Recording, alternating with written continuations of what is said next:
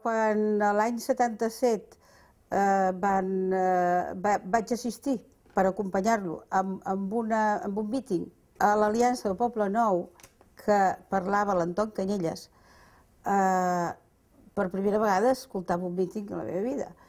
I em va agradar tantíssim, tantíssim, el to que empleava l'Anton Canyelles per explicar el seu sentit nacional i nacionalista, per explicar la necessitat de fer política, per explicar el moment tan clau que estàvem vivint, que em vaig enamorar de l'Anton Canyelles, de la manera de ser de l'Anton Canyelles.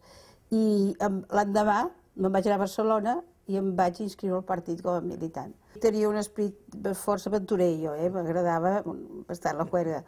I no, em feia gràcia. Jo sabia que aquí dalt a les golfes hi havia una premsa que estava prohibidíssim saber-ho i no em feia res, vull dir, no m'importava, al contrari, m'agradava. I quan vaig entrar en política també vaig disfrutar molt amb la política. Dins del partit dels primers anys no, perquè, com dic, tenia molta feina, però més endavant, sí, més endavant vaig anar implicant amb les tasques del partit, sobretot del partit a Mataró, vaig anar a les llistes municipals una vegada, bastant enrere, per Unió.